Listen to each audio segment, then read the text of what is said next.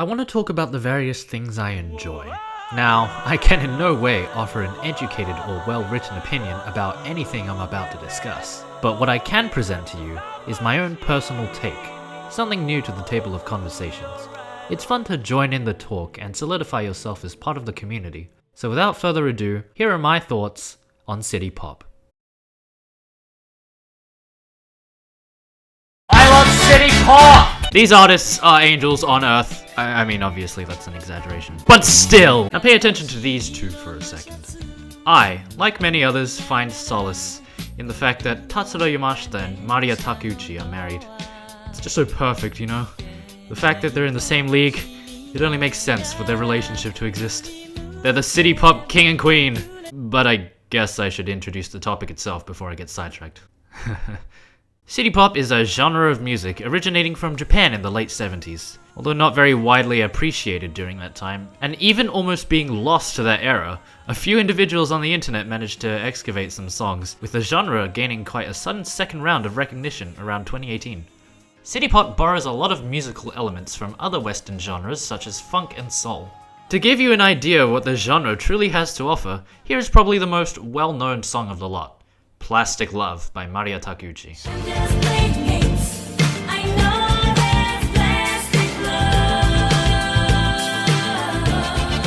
Did you know this isn't even the album cover for the original song? Now, it's important to note that there only exist good City Pop songs, and never any bad ones. This is pretty much accepted by the City Pop community to be fact. With that said, I think my thoughts are better solved with what I have to say about the music, so here we go. I'm gonna discuss a few songs that have stood out to me, and I'll try to arrange these points the best I can by artists, but the points for Tatsuro and Maria may mix into each other a little bit. There's a little bit of music humor for you there. Arrange, mix, get it? Look, if there's any real reason to live, it's to listen to this for the rest of your life. I'd just like to mention that Right on Time is so good, it got a karaoke cover by a shark. You guys like Storm ambience? I'm satisfied with just Storm.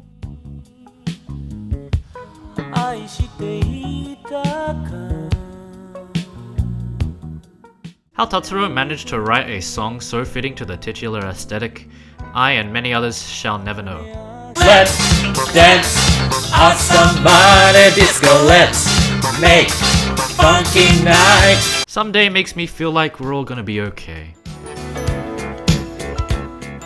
Love Space makes me feel like we're all gonna be okay, with a little added sadness for no real reason. I leave myself in this aesthetic sometimes. Not one of my favorites, but again, there's no such thing as a bad City Pop song. I might not like it, but I find it impossible to dislike.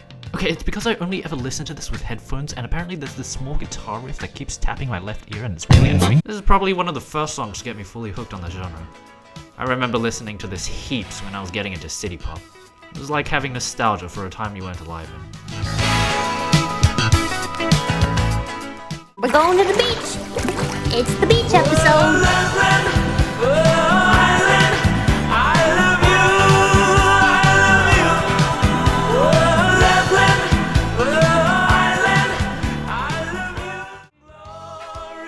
Ah yes, my favorite For You song. Great Fairy Fountain from Ocarina of Time. I mean, Mario 3's World 3 music. In all seriousness, this is a prime example of City Pop's outreach even during its time. According to Koji Kondo himself, the Waterland map theme from Super Mario Bros. 3 was in fact inspired by Morning Glory. The chord progressions are basically the same.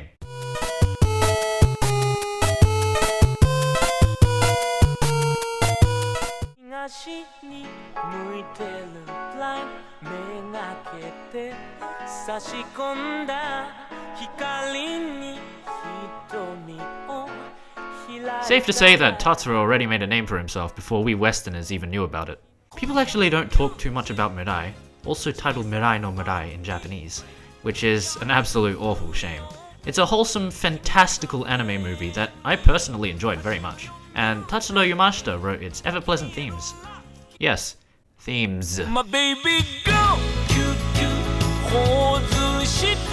There's a comment on this YouTube video that perfectly sums up my feelings toward this song, so I'll put it here. Editor's note, I actually don't remember what comment I was talking about here, but I'll just put a bunch of them, because a lot of them are just good. I don't know how this happened, but I am now considering watching a documentary from 1984 called Big Wave. Tatsuro wrote the whole soundtrack as far as I know, and that's the only thing that has my attention for this film. What do you mean? But where's the festivity? We got Christmas Eve, baby! I've definitely heard this before. Wait a sec! Now, as legendary as Tatsuro is, he doesn't actually do the rap in the song. I know, this caught me off guard too. But even out of his era, Tatsuro's works still managed to slap. Tatsuro himself can literally not be portrayed any better than this. This is a peak. This is a college student's Blender assignment. This is art. Recipe was actually written in 2019 for a Japanese drama about cooking? I'll have to watch that later. But even after 30 years, the man's going strong. If his work for Mirai wasn't clear enough indication of that, then surely this will say it for you. Just timeless. I mean, what else can I say about this? It's just got that feel-good aesthetic to it. I'm sure my small snippets of these songs don't do them nearly enough justice, but I'm hoping it's at least enough to pique your interest. I mean, he had to cover his wife's song sometime, right? Besides, it do go both ways. After listening to the original and then the cover, I in fact leaned more towards the Maria side of Morning Glory than the Tatsuro side, purely because of this little flavor she adds where Tatsuro doesn't.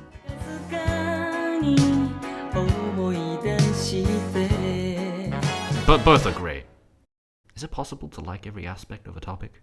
Alright, this next one isn't a song, but I wanted to make some mention of it because I did in fact have a thought about it. This is an interlude found in the For You album by Tatsuro, which he does quite a few of those actually. But this one in particular, I have to wonder when Tatsuro did this, he was in fact practicing for... And speaking of...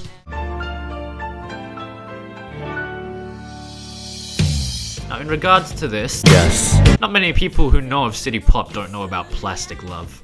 Those two bits of knowledge are basically a package deal. It's like going to a Wendy's and learning they serve square meat. Did you know that? I didn't know that for the longest time. I've never been to a Wendy's. Plastic Love serving as the face of City Pop is a very fitting role, although I personally think there's room for more. Right on Time is also a good contender for City Pop representation, and it seems I'm not the only one who thinks this. The song has received a lot of coverage and attention both inside and outside of the community. I'm sure that much is obvious from examples such as Shark. Though I'm not complaining on the Plastic Love front. It has served us well. Hey, you know Earth, Wind and Fire? Well, all the good things happen in September for some reason. It's uncanny. Ciano, Super Mario Brothers, Undertale, the list goes on. No thoughts, I just really like this one. Although it did make me consider how the chord progressions of many city pop songs differ from that of other genres. Consider modern Japanese music such as Silhouette by Kanabun, and compare it to this song, Miracle Love. I'm horrible with music theory, but I'll try to explain this in my own twisted way. The chords in Silhouette kind of give off this rising action, even heroic feeling, while those in Miracle Love give off a more relaxed end credits feeling. I mean, I probably get those feelings from these songs due to their instrumentation and genre too. But let's just pretend I was smart for a second, can we? Thanks. I'd also like to mention this is all coming from a guy who can't understand fluent Japanese. So yeah, there goes my credibility. Moving on. This one is just another one of those songs that makes you feel like everything's gonna be alright. I mean, come on, it's even in the lyrics. In English. Oh No, Oh Yes is a song about a one-night stand.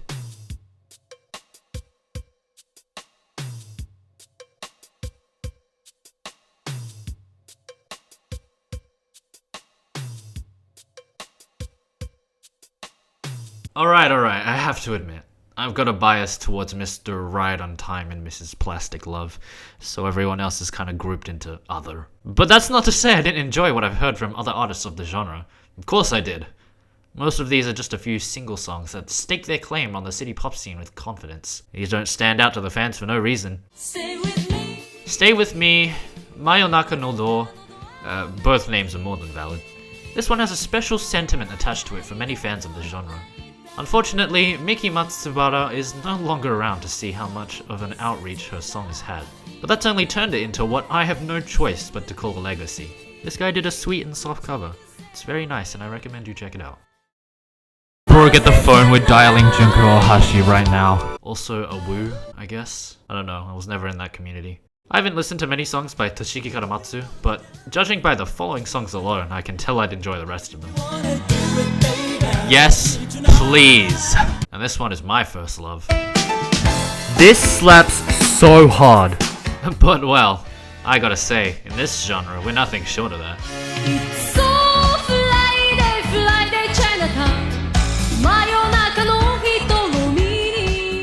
Let it be known I've never actually mustered the gall to listen to this at 4 AM, but this is a straight bop.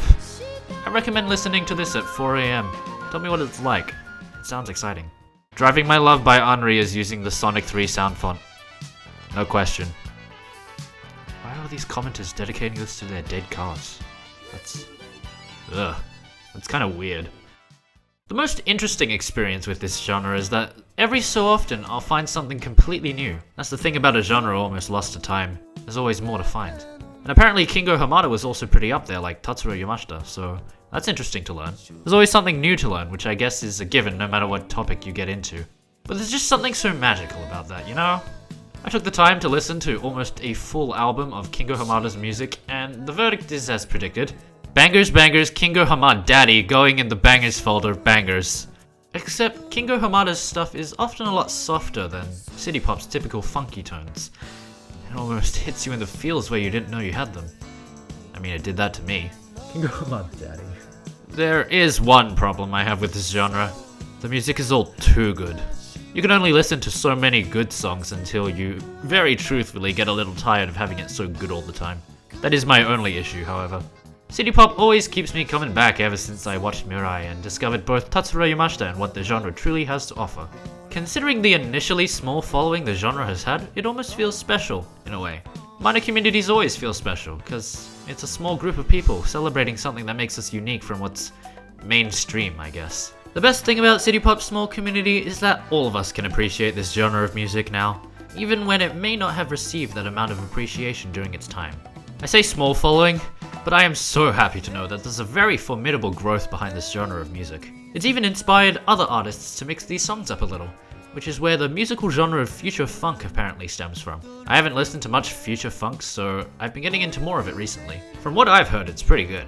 Admittedly, some of the music in this genre does literally just borderline putting an electronic beat over a City Pop song.